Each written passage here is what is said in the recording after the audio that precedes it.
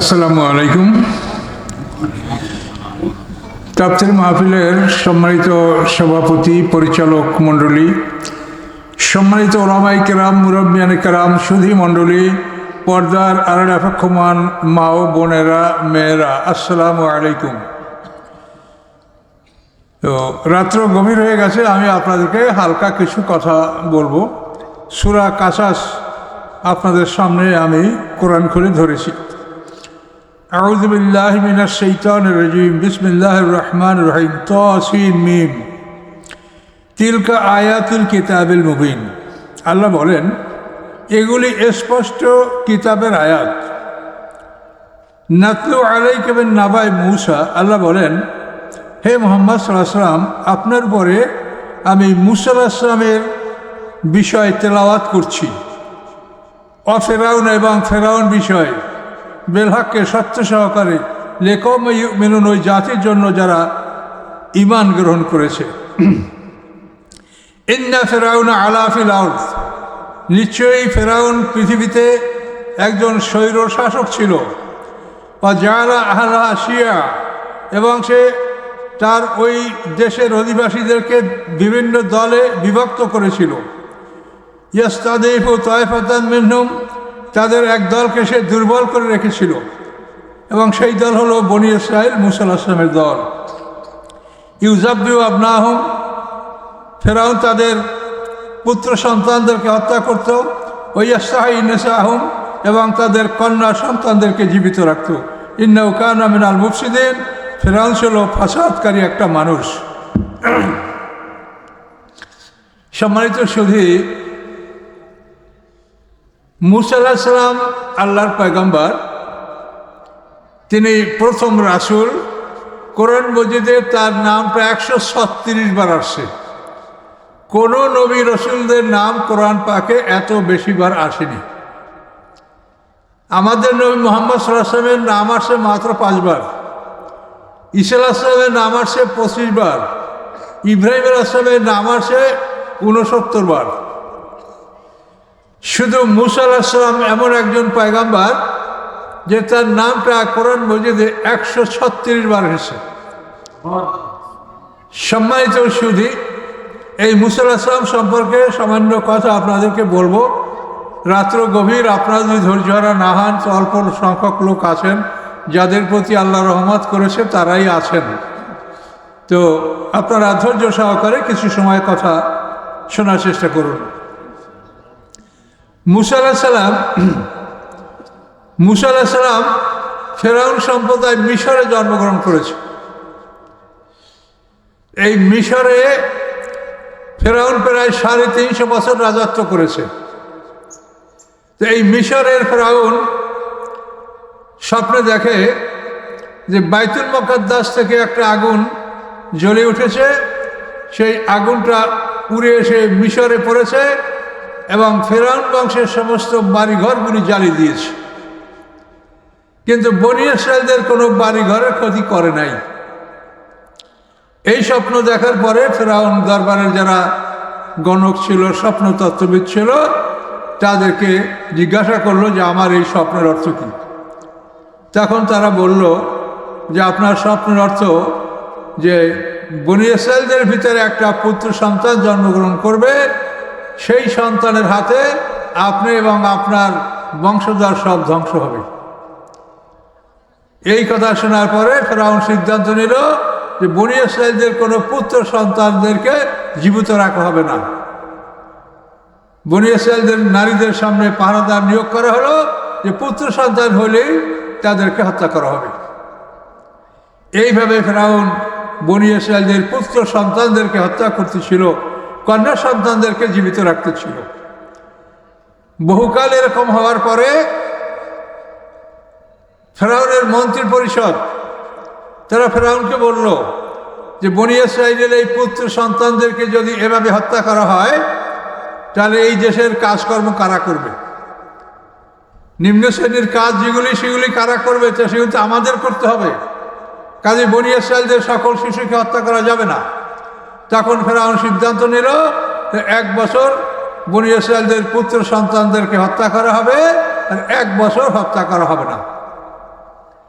তো আল্লাহর এমন কুদরত, যে বছর বনী ইসরাইলদের সন্তানদেরকে হত্যা করা হবে সেই বছর আল্লাহ তাআলা মূসা আলাইহিস সালামকে পৃথিবীতে নিয়ে আসলেন। মূসা আলাইহিস সালাম জন্মগ্রহণ করলেন।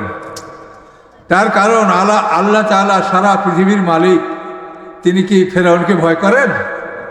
তো এই জন্য আল্লাহ যে বছর বনী ইসরাইলদের সমস্ত পুত্র সন্তান হত্যা করার মিশন ছিল, সেই বছরই মূসা আলাইহিস সালাম ভূমিষ্ঠ হলেন। মূসা আলাইহিস সালামের মায়ের নাম ইয়ারকা বা লুকা, পিতার নাম ইমরান।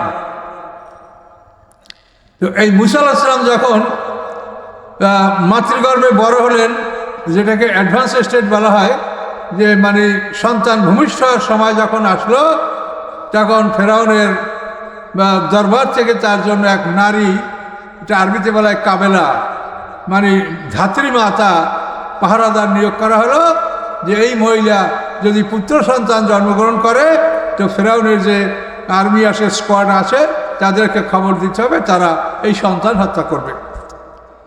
তো সেই ধাত্রীমাতা ফেরাউনের পাহারাদার তার সামনেই মূসা আলাইহিস সালামের মা মূসা আলাইহিস সালামকে প্রসব করলেন। প্রসব করার পরে ওই ধাত্রী মহিলা বলে যে, বোন, আল্লাহ তাআলা তোকে এত সুন্দর সন্তান দিয়েছে, পৃথিবীতে এইরকম সুন্দর সন্তান আমি আর দেখিনি, কাজে তোর সন্তানকে আমি হত্যা করার জন্য বলবো না, আমি ফেরাউনের আর্মিদের কাছে খবর জানাবো না, তুই তোর ছেলেকে দুধ পান করাতে থাক। এভাবে ওই পাহারাদার মহিলা বলে দিলেন। তো আল্লাহ রাব্বুল আলামিন কোরআন পাকে বলে, এই সূরারই সামনে আছে যে আলকাইতু আলাইকা মুহাব্বাতাম মিন্নি। আল্লাহ বলেন যে আমি আমার পক্ষ থেকে তোমার মধ্যে এমনভাবে ভালোবাসা ঢেলে দিয়েছিলাম যে তোমাকে তোমার শত্রুরা তোমার মুখের দিক তাকাইয়া তোমাকে হত্যার সিদ্ধান্ত গ্রহণ করতে পারে নাই। তোমার মুখের দিক তাকালে তাদের মায়া লাগতো। এটা আল্লাহ কোরআন পাকে বলেছেন। তো এইভাবে মূসা আলাইহিস সালাম মায়ের কোলে বড় হচ্ছেন। কিন্তু সমস্যাটা হলো এই যে বনী ইসরাইলদের অনেক মহিলা তারা নিজ সন্তানকে হারিয়েছে, তাদের মনে বড় দুঃখ। এখন কানাঘুষা শুরু হয়েছে যে বনী ইসরাইলদের মহিলারাই এই খবরটা হয়তো ফেরাউনের আর্মিদের কাছে বলে দিবে যে অমুক ঘরে একটা পুত্র সন্তান আছে। এই সম্ভাবনা যখন দেখা দিল, তখন আল্লাহ তাআলা মূসার মাকে ওহী করলেন, বললেন তুমি একটা সিন্ধুকে তাকে নদীতে ফেলে দাও। তখন মূসার মা কোথায় সিন্ধুক পাবেন?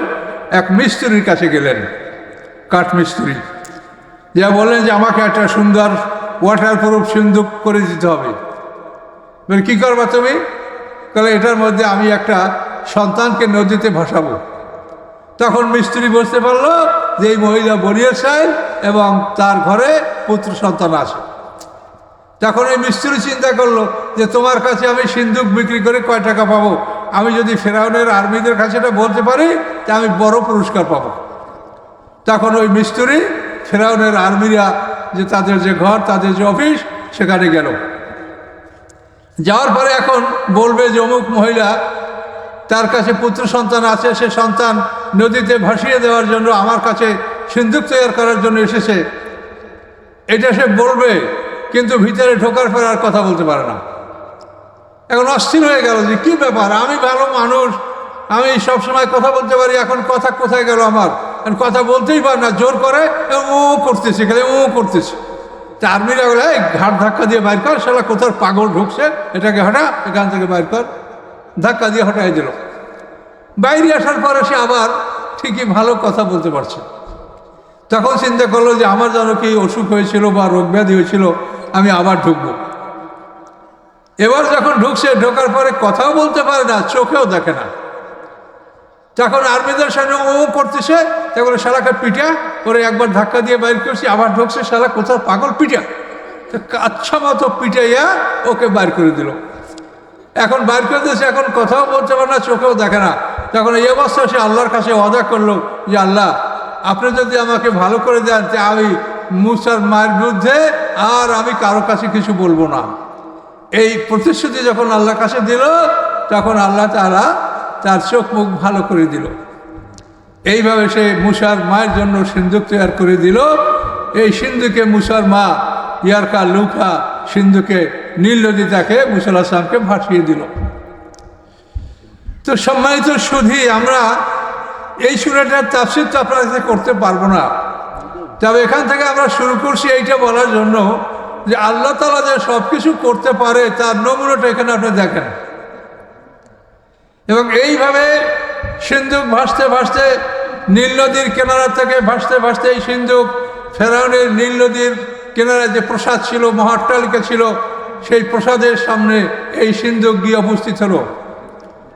ফেরাউন মাছিদেরকে বলল, সিন্ধুক তুলে নিয়ে আসো, দেখোর মধ্যে কি আছে।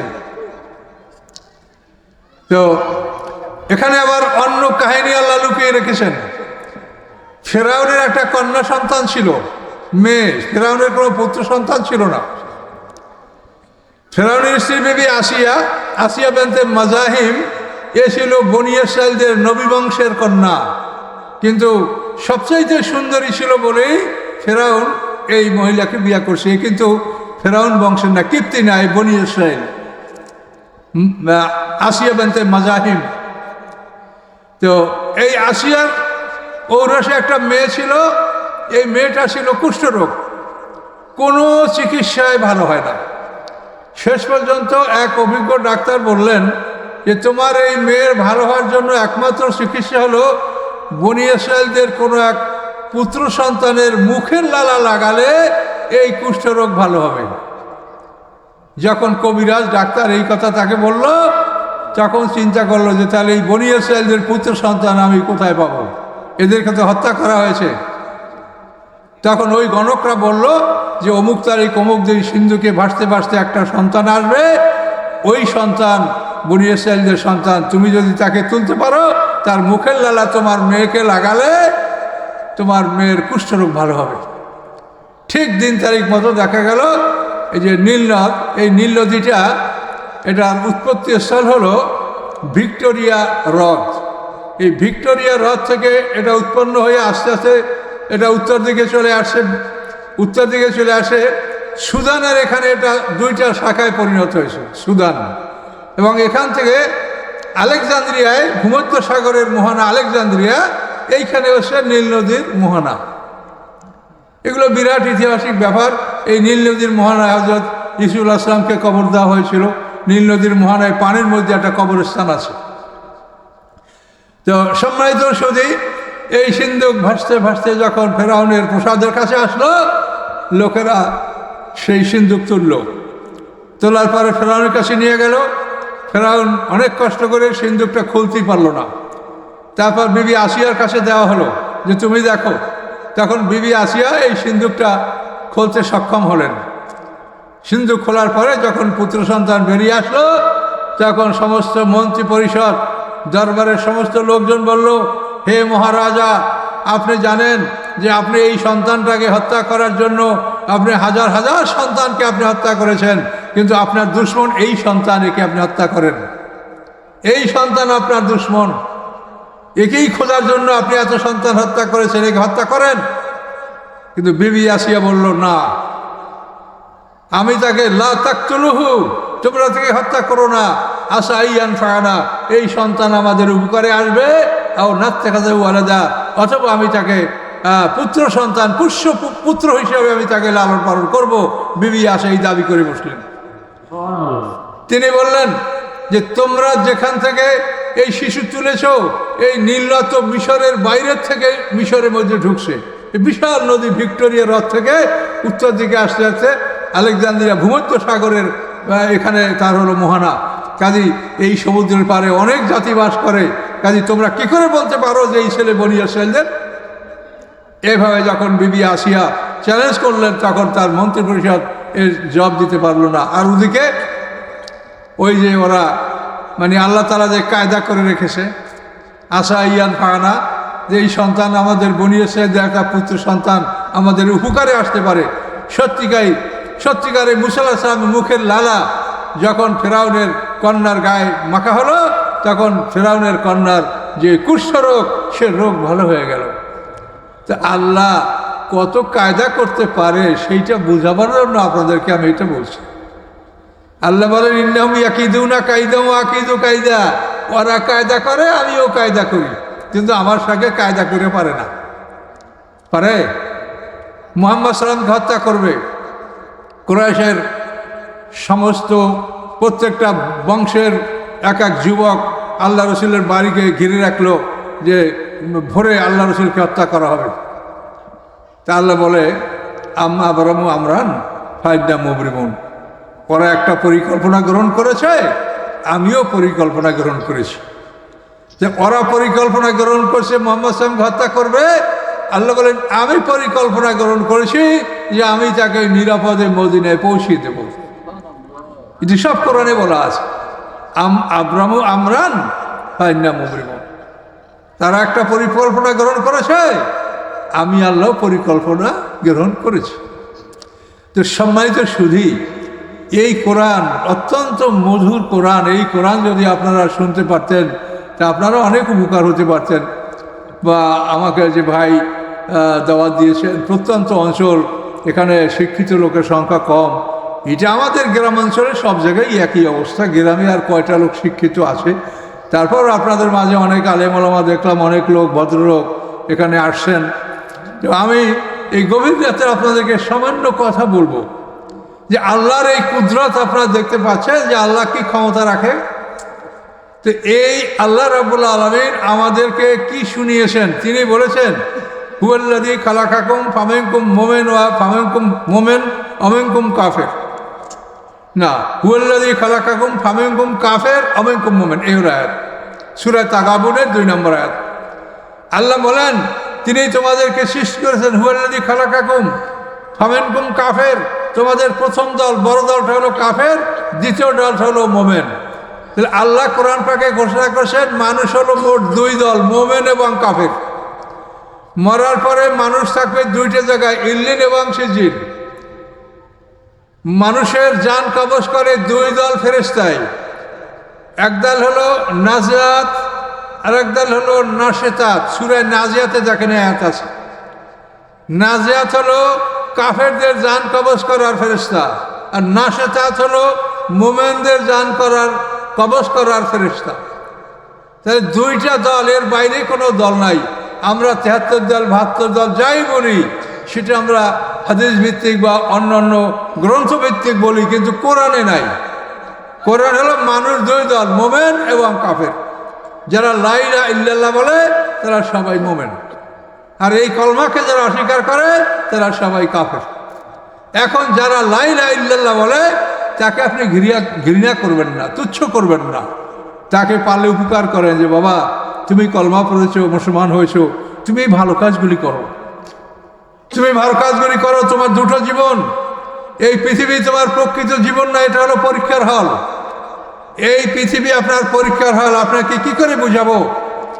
পরীক্ষার কথা বলতে গেলেই প্রশ্ন আসে যে পরীক্ষার হল, তাহলে এই হলে প্রশ্নপত্রটা কি? এই পৃথিবী পরীক্ষার হল, প্রশ্নপত্র হচ্ছে আল কোরআন। এইটা প্রশ্নপত্র, এইখানে যে আছে এইটার উত্তর যারা আপনারা দিতে পারবেন তারা জান্নাতি হবেন, এবং এইখানে যা আছে এইটার উত্তর যদি আপনি না দিতে পারেন তা আপনার দোজখ। 2টা ঠিকানা।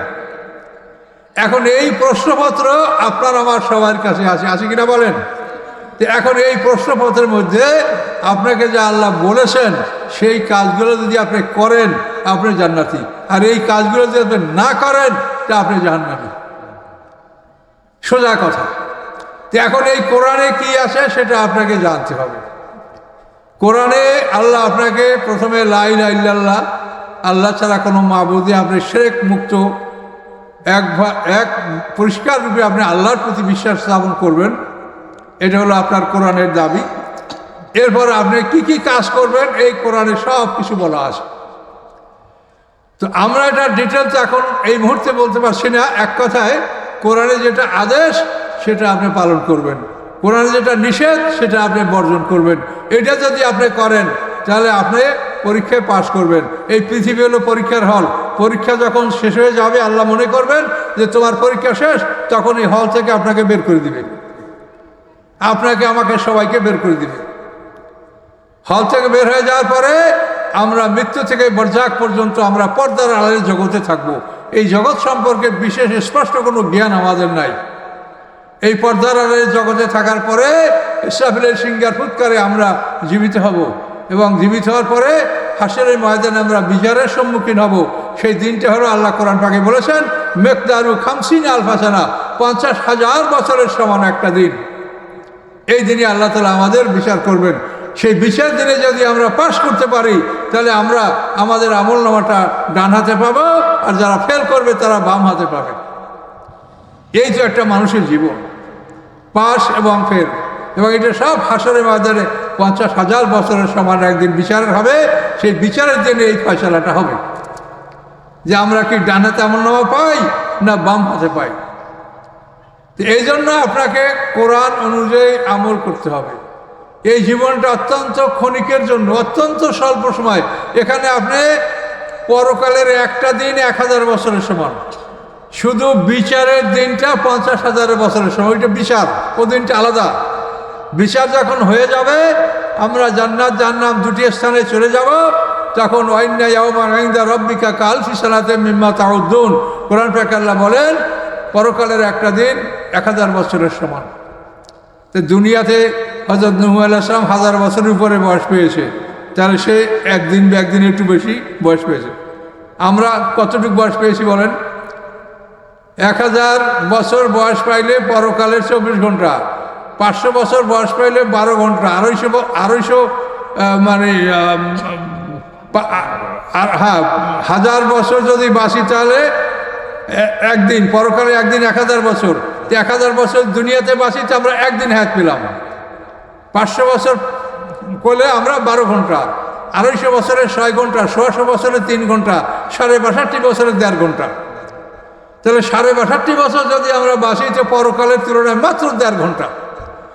এই সময়টুকু যদি আপনি ভালো কাটাতে পারেন, চুরি ডাকাতি জেনা নেশা জুলুম অত্যাচার এগুলির থেকে যদি আপনি বিরত থাকতে পারেন, এই 1.5 ঘন্টা 62 আর বালেক হইতে লাগবে আপনার 15 বছর।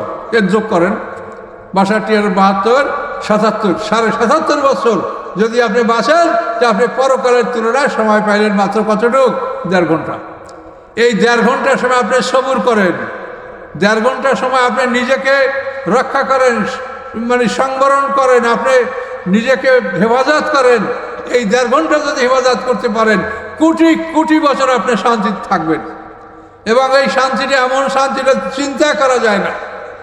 এই দুনিয়া এখন আমরা বৃদ্ধ হয়ে গেছি, অনেকে আপনারা বৃদ্ধ হয়েছেন, সব সমস্যা, হাঁটুতে ব্যথা, চোখে দেখা যায় না, দাঁতের সমস্যা, এই নানান সমস্যায় জর্জরিত।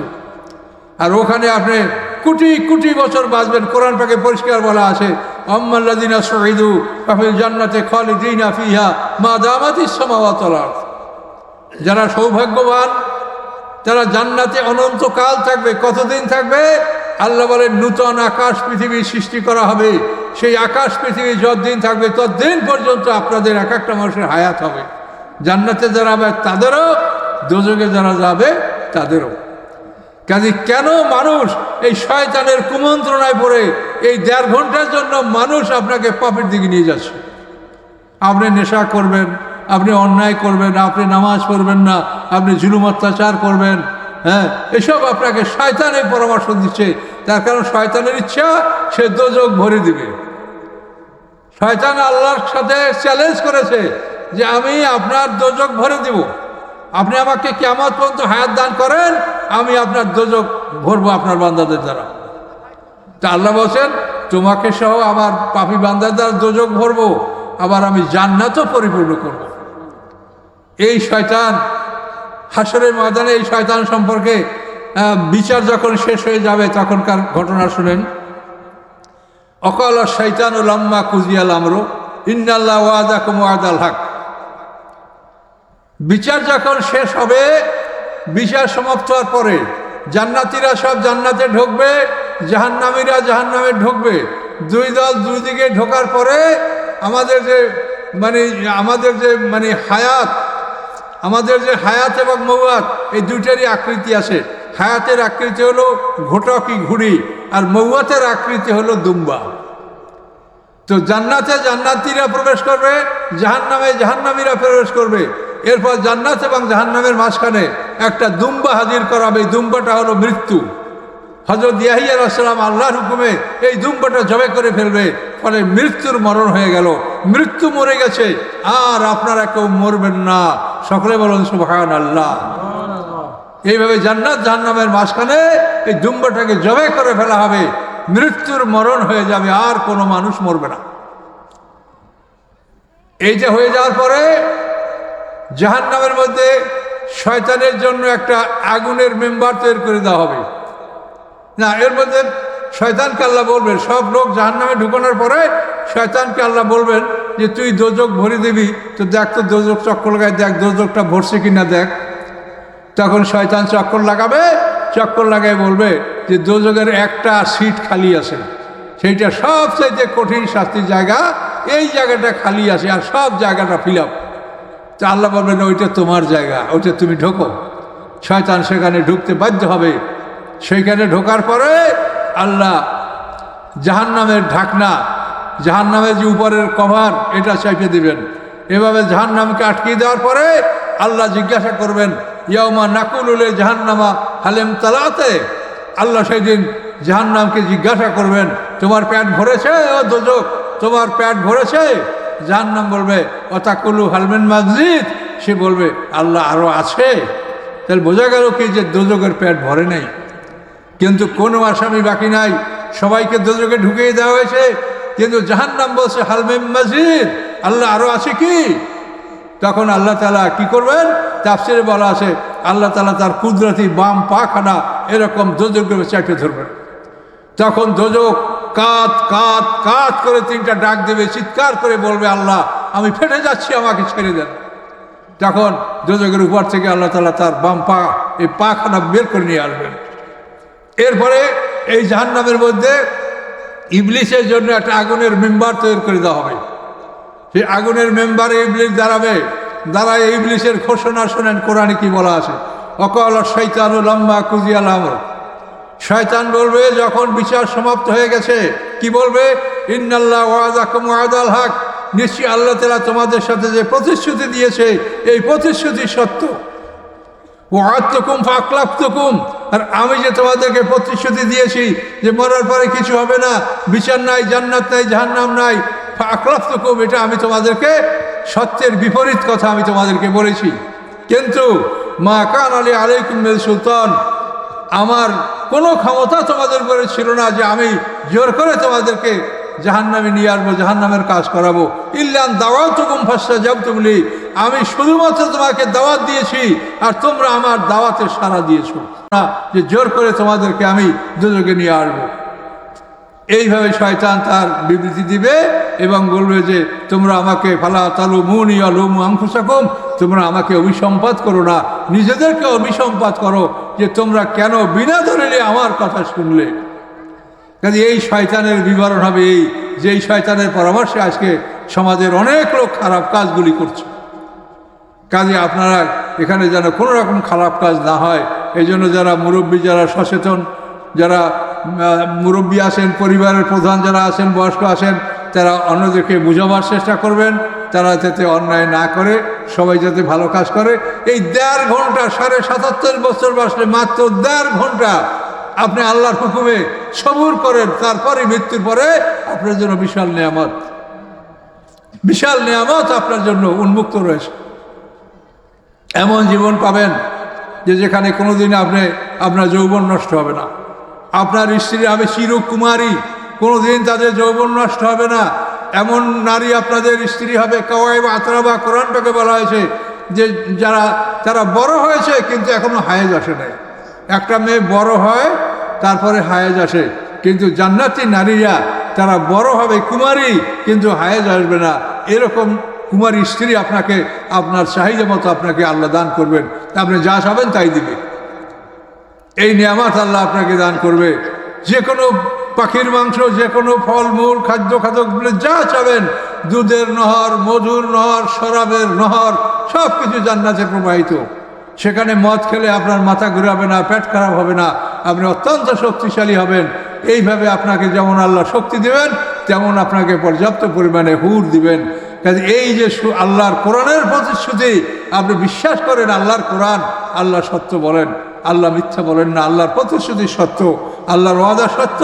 অবশ্যই আল্লাহ আপনাদেরকে এগুলি দান করবেন যদি আপনারা অন্তত এই পরকালের তুলনায় 1.5 ঘন্টা যদি আপনি সবুর করে থাকতে পারেন, অন্যায় না করেন, তাহলে এই নিয়ামতগুলি আপনারা লাভ করবেন। এটা আল্লাহর কোরআনে বলেছে। আর শাস্তির কথা যদি শোনেন আপনি অস্থির হয়ে যাবেন, আপনি অস্থির হয়ে যাবেন। আল্লাহ কি বলেন? খুজুহু ফাগল্লুহু, আল্লাহ বলেন ওকে ধরো, এই ফেরেশতারা ওই আসামিকে ধরো, ফাগল্লুহু, ওর গলায় লোহার শিকল পরিয়ে দাও। সুম্মা জাহিমা সল্লুহু, তারপর ওকে জাহিম দোজকে ওকে ঢুকাও। সুম্মা ফি সিলসিলাতিন, সিলসিলানি জিজির শিকল, তারপর তাকে একটা লম্বা শিকল, জারুহা সাবুনা জরান ফাসলুকুহু, যেই শিকলটা 70 হাত লম্বা, ফেরেশতাদের হাতের 70 হাত লম্বা, সেই শিকলে ওকে গাঁথো। এইভাবে একটা মানুষকে মুখের ভিতর থেকে শিকল ঢুকিয়ে দিয়া মলদার থেকে বের করে এই শিকলে মানুষটাকে গাঁথা হবে। সরাসরি কোরআন বলছে। আপনি ভেবে দেখতে পারেন যে এটা কীরকম কষ্টের কাজ। মরবেন না, মৌয়াত তো নাই, মৌয়াত তো জবে করে দিয়েছে, মনে আছে না? মৌয়াত তো জবে হয়ে গেছে, মরণ নাই, কষ্ট পাবেন শুধু। এইভাবে ফেরেশতাদের হাতে 70 হাত শিকলে মানুষটাকে গাঁথা হবে। গাঁথার পর কী করা হবে? ইউসহাবুনা ফিল হামিম সুম্মা ফিন নার ইউসজারুন, প্রথমে তাকে গরম পানির কুয়ার মধ্যে নিক্ষেপ করা হবে। সেই কুয়ার মধ্যে ফুটে ফুটে যখন শরীরের সমস্ত চামড়াগুলি গলে যাবে, তখন সেখান থেকে তাকে ডাঙ্গায় তুলে নূতন চামড়া পরানো হবে। সূরা নিসার মধ্যে আল্লাহ বলেন, কুল্লামা নাযাজা জুলুদুম বাদদালনাহুম জুলুদান গায়রাহা লিয়াযুকুল আযাব, যখন তাদের চামড়া গলে যাবে আল্লাহ বলেন আমি তাকে নূতন চামড়া পরিয়ে দেব। নূতন চামড়া পরিয়ে দিয়ে সুম্মা ফিন নারি ইউসজারুন, তারপর তাকে আগুনের কুয়ার মধ্যে নিক্ষেপ করা হবে। সূরা আর রহমানে এই কথাগুলি এরকম বলা হয়েছে, ইয়াতুফুনা বাইনাহা ওয়া বাইনা হামিমিন আন ফাবিআইয়ি আলাই রাব্বিকুমা তুকাযযিবান, যে গরম পানির কুয়া আর আগুনের গর্ত, এই দুটার মধ্যে তার তাওয়াফ চলতে থাকবে। গরম পানির কুয়া থেকে আগুনের কুয়ায়, আগুনের গর্ত থেকে গরম পানির কুয়ায়, এইভাবে শাস্তি দিতে থাকবে শিকলে গাঁথা অবস্থায়। চিন্তা করেন, দুনিয়াতে এই শিকল গাঁথা যাবে না, তার আগে মানুষের মৌয়াত হয়ে যাবে, কিন্তু ওখানে মৌয়াত হবে না, মৌয়াতকে জবে করে দেওয়া হয়েছে। মানুষের 2টা মরণ, পিছনে একটা মরণ গেছে আর আমাদের সামনে একটা মরণ আছে, এরপরে আর আমরা কোনোদিন মরব না। ওই মরণের পরে জীবন দেওয়া হবে, সেই জীবনের পরে আর মুমিনেরও মরণ নাই, কাফিরেরও মরণ নাই।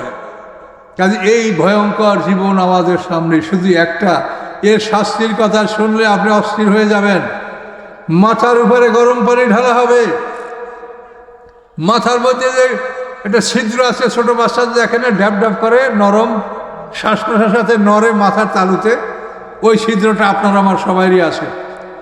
ওই ছিদ্র দ্বারা মাথার মধ্যে গরম পানি ঢালা হবে। সেই গরম পানি মাথার ভিতর থেকে ঢুকে রগের ভিতরে প্রবেশ করবে, রগ থেকে সেই গরম পানি হৃৎপিণ্ডের মধ্যে ঢুকবে। হৃৎপিণ্ড যেরকম সারা দেহে ব্লাড সাপ্লাই করে, ওই রকম হৃৎপিণ্ড গরম পানি সারা শরীরে সরবরাহ করবে। এই গরম পানির প্রভাবে ইউসারু মাফি বুতুনিমাল জুলুদ, আল্লাহ কোরআন পাকে বলেন তার পেটের মধ্যে যা আছে তার সব কিছু গলে যাবে এবং তার চামড়া পর্যন্ত গলে যাবে। এই কথা সরাসরি কোরআন পাকে আল্লাহ বলছেন। কোন সাহসে আপনারা অন্যায় করেন সেটা বলেন। আল্লাহর কোরআনের কথা, কোন সাহসে আপনারা অন্যায় করেন? কাজে আপনারা অন্যায় করেন না। এই তাফসীর মাহফিল তারা আয়োজন করেছে অনেক কষ্ট করে। আমি বয়স্ক মানুষ, তারা আমার অনেক বন্ধুবর আপনাদের এখানে আছে, আমার কথা যারা ইউটিউবে শোনেন, আমাকে অনুরোধ করেছে আল্লাহ নিয়ে আসি আপনাদের মাঝে আসি, তা আমি তো আপনাকে কোরআনের কতখানি কথা শোনাতে পারবো বলেন? 30 পারা কোরআন। আমি হালকা কিছু কথা আপনাদেরকে বললাম যে আপনারা অন্যায় কাজটা করেন না। আপনারা নিজে বোঝেন, আপনার বিবেক আছে। চুরি করা যদি ভালো কাজ হয়তো তো চোরে চুরি করিয়ে বলতো যে আমি চোর, আজকে চুরি করেছি। কিন্তু চোর জানে যে এটা খারাপ, এই জন্য তো চোরকে মারলেও স্বীকার করে না যে আমি চুরি করছি, ঠিক কিনা বলেন? চুরি ডাকাতি যে না অন্যায় যে করে, হ্যাঁ, কেউ স্বীকার করে যে আমি এটা করছি? কেন করে না? যে নিজে জানে যে এটা অন্যায়। তাহলে আপনারা নিজে জানেন যে এটা অন্যায়, কাজে এই অন্যায়গুলো আপনারা করেন না। করলে মহাবিপদে পড়ে যাবেন। শয়তানের পরামর্শ দিয়ে আপনাকে এখন পাপ করাচ্ছে, আর শয়তান আসার সময় কি বলবে? যে আমি তোমাদেরকে মিথ্যা ওয়াদা দিছি, আমার কথা শুনলা কেন? বিনা দলিলে শুনলা কেন আমার কথা? আল্লাহর কথা, প্রত্যেকটা কথা দলিল সহ আল্লাহর কথা বলেন। আর শয়তানের কথার কোনো দলিল নেই, বিনা দলিলের কথা শয়তানের কথা। কাজে এই জন্য গভীর রাত্রে আপনাদেরকে আর কষ্ট দিব না, আমি সামান্য কথা আপনাদেরকে বললাম যে আপনারা ভালো মন্দ নিজেরা বোঝেন, যেটা না বোঝেন সেটা যারা জানে তাদের কাছ থেকে জেনে নেবেন। কিন্তু ইন জেনারেল আপনারা ভালো মন্দ আপনারাও বোঝেন যে এইটা ভালো এইটা মন্দ। কাজে মন্দটা করেন না, ভালোটা করেন এবং এইভাবে সবুর করেন। একজনই মন্দ করে আপনি দেখে করেন না, তাকে নিষেধ করেন, আপনি ধৈর্য ধারণ করেন। এই মাত্র 4 ঘন্টা পার হলেই আপনার মরণ আসবে। মরণের পরে আপনি যদি ভালো অবস্থায় যাইতে পারেন তা আপনি মহা সুখ শান্তির মালিক হবেন। আর যদি আপনি অপরাধী হন তাহলে আপনি এই যে শাস্তির কথা কোরআন থেকে বললাম, এভাবে কোরআন পাকে লোহার বুদ্ধির কথা বলা আছে, লোহার বুগুর দ্বারা মানুষ পিটানো হবে। কি ভয়ঙ্কর কথা! জাক্কুম গাছ খাওয়ানো হবে। জাক্কুম গাছ চেনেন?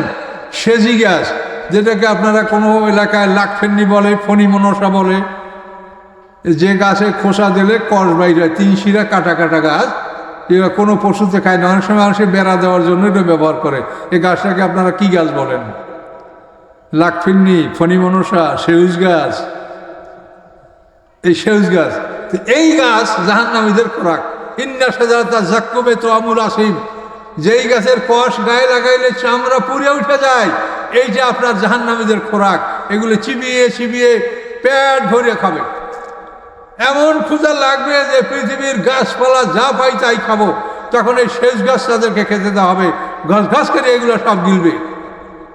যখন পেট ভরে যাবে তখন তার উপরে এমন গরম পানি তাকে পান করানো হবে যে গরম পানির প্রভাবে নারী বুড়ি গইলা মলদার থেকে বের হতে থাকবে। আল্লাহর কোরআনের কথা। এইরকম ভয়ঙ্কর শাস্তির কথা আল্লাহ বলেছেন। আপনি কোন সাহসে অন্যায় করেন? কাজেই আপনাদেরকে একটাই কথা যে আপনারা ভালো কাজ করেন। কি সুন্দর মসজিদ, এখানে নামাজ পড়েন, আপনাদের সন্তানদেরকে এই মাদ্রাসায় পড়তে দেন।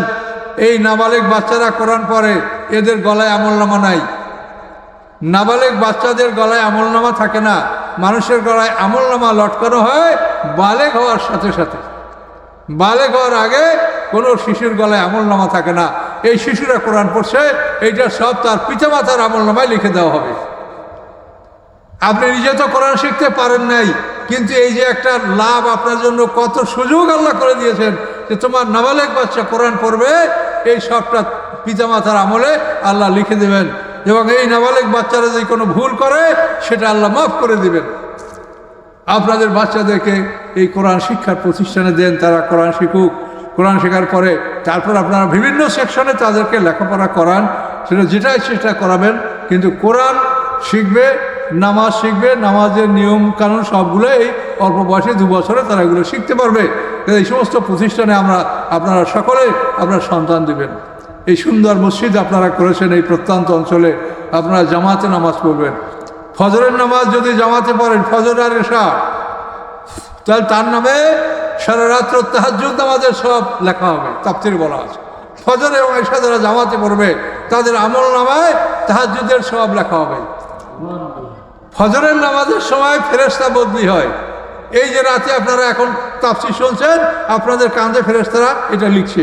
এই ফেরেশতারা ফজরের নামাজের পরে সূর্যোদয়ের সময় আকাশে যাবে, আবার ওই সময় আকাশ থেকে ফেরেশতা নামবে, তারা সারাদিনের আমল লিখবে। এই 2 দল ফেরেশতা ফজরের নামাজের সময় একত্রিত হয়। ইন্না কুরআন আল ফজরে কানা মাশহুদা, সূরা বনী ইসরাঈল আয়াত আছে।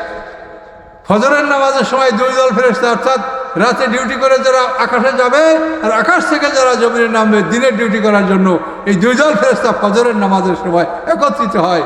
এই জন্য ফজরের নামাজের ডবল রেকর্ড হয়। রাতের ডিউটি করছে যে ফেরেশতারা তারাও লেখে, আর আকাশ থেকে যারা নামছে দিনের ডিউটি করার জন্য তারাও ফজরের নামাজ লেখে। এই জন্য ফজরের নামাজ কোরআনে আল্লাহ বলেছেন ইন্না কুরআন আল ফজরে কানা মাশহুদা, এই ফজরের নামাজ এটা ডবল সব লেখা হয়। কাজে এই ফজর নামাজ আপনারা জামাতে পড়ার চেষ্টা করবেন। জীবন কতটুকু, শয়তান আপনাকে হাদিসের মধ্যে আছে, হাদিস শরীফের মধ্যে আছে যে মানুষকে শয়তান ঘুম পাড়ায়, যেরকম কামা ইহুদা ছবি, যে শিশুকে যেরকম আপনি আস্তে আস্তে হালকা থাপড়াইয়া ঘুম পাড়ান, শয়তান ফজরের সময় আপনাকে ওইরকম ঘুম পাড়াবার চেষ্টা করে। আপনি বিছনা থেকে জোর করে লাফ দিয়ে উঠবেন, লা হাওলা ওয়ালা কুওয়াতা পড়বেন, আউযুবিল্লাহ পড়বেন, ওইটা উজু করবেন, ইস্তেঞ্জা করবেন, উজু করবেন, সালাত কায়েম করবেন। আপনার সারাদিন মঙ্গল হবে, সুন্দর হবে, আপনার দিন ভালো কাটবে, আপনি আল্লাহর কাছে নেক পাবেন, এর উসিলায় জান্নাত পাবেন। কাজে এই বিষয়গুলি হালকা হালকা এগুলি আপনারা করেন। আপনারা বড় কিছু করতে যদি না পারেন, এই অল্প কিছু যা পারেন এগুলি করেন। তার কারণ আল্লাহ তাআলার কোনো অভাব নাই যে আপনি কম ইবাদত করছেন এই জন্য আল্লাহ আপনাকে শাস্তি দিবে না। আপনি যা পারেন তাই করেন, কিন্তু মনোযোগ সহকারে বিশুদ্ধভাবে এটা করার চেষ্টা করবেন। কাজে আপনারা এইভাবে আপনাদের আমলকে দুরুস্ত করবেন। যারা শুনেছেন, যারা শুনে নেয় তাদেরকে এই কথাগুলো শোনাবেন যে পরকালে আমাদের এই ভয়ঙ্কর শাস্তি, আবার অত্যন্ত বড় নিয়ামত, মানে সোনার উপর তৈরি বিল্ডিং, অট্টালিকা, আপনি এইভাবে বড় বড় প্রসাদ আপনাকে দেওয়া হবে, আপনাকে আপনার চাহিদা মতো হুর দেওয়া হবে। গেলমান হলো সেবক, চিরকিশোর, যারা যদি বালেগ হয় তো আপনার ঘরে সেবা করতে ঢুকতে পারবে না, আর যদি একেবারে ছোট হয় তো সেবা করতে পারবে না। এই জন্য বিলদান ও মুখাল্লাদুন, কোরআন পাকে আল্লাহ বলছেন চিরকিশোর আপনাদের সেবক হিসাবে আল্লাহ তাআলা সৃষ্টি করবেন জান্নাতে। এই কিশোররা আপনাদের সেবা করবে। আর হুর হলো আপনার স্ত্রী, হুর হলো স্ত্রী, আর গেলমান হলো সেবক। এগুলি সব আল্লাহ কোরআনে বলেছেন। এইভাবে আপনাকে আল্লাহ নিয়ামতের কথা এই কোরআনের মধ্যে শুনিয়েছেন, যে এই কোরআনের মধ্যে প্রথম কথাটাই হলো জালিকাল কিতাবুল লা রাইবা ফীহ। এই কোরআনের কোনো কথায় সন্দেহ নাই। এই কোরআন থেকে আপনাদেরকে আমি কিছু কথা বলছি, আর সময় বাড়াবো না, রাত্র গভীর, আর আপনার উপস্থিতি যা তাতে তো কথা বলার মতো না। তারপরও কষ্ট করে কিছু বললাম যে আল্লাহ বলার তৌফিক দিছে। তো এখানেই কথা সমাপ্ত করছি। কি আচ্ছা, এক ভাই 500 টাকা। শোনেন, এই সম্পদ পৃথিবীতে কোনো কাজে আসবে না। এই পৃথিবীর যেটা আপনি নিজে ব্যয় করবেন, নিজে খাবেন, পরবেন, দান করবেন, এটা আপনার। আর যা জমা করবেন সেটা পরের। ভাবিয়ে দেখেন, আল্লাহ রসুল বলেছেন যে ওগো আমার সাহাবীরা, তোমরা নিজের সম্পদের চাইতে পরের সম্পদ বেশি ভালোবাসো। তো সাহাবীরা, ইয়া রাসূল, এটা কেমন করে হয়? হ্যাঁ, তুমি নিজে যা খাও, পরো, দান করো, এটা হলো তোমার। আর যা তুমি কষ্ট করে জমা করো সেটা তোমার না, সেটা অপরের। কিন্তু ওই যেটা জমা করো ওইটার প্রতি তোমাদের বেশি মায়া। ব্যাংকের জমা টাকা খরচ করবো না, সুদের টাকা খাবো, আর ব্যাংকের আসল টাকা ব্যাংকে থাকবে। কি কার জন্য রাখেন আপনি? কাজে এই জন্য আল্লাহ রসুলের কথা, কোরআনের কথা, এগুলো আপনার বুঝবেন। দান করার ক্ষমতা কেউ যদি থাকে তো দান করেন, লাভ হবে, আপনার লাভ হবে। এটা ন্যাকামল, আপনি হাসরের ময়দানে আপনার ডান দিকে আসবে, এটা লাভ হবে আপনার। কাজে এই জন্য সবসময় ভালো কাজে সহযোগিতা করবেন এবং খারাপ কাজের বিরোধিতা করবেন। এটা আপনাদের কাছে আমার অনুরোধ থাকলো। তো এখন কথা শেষ করছি, দোয়া করে দিই।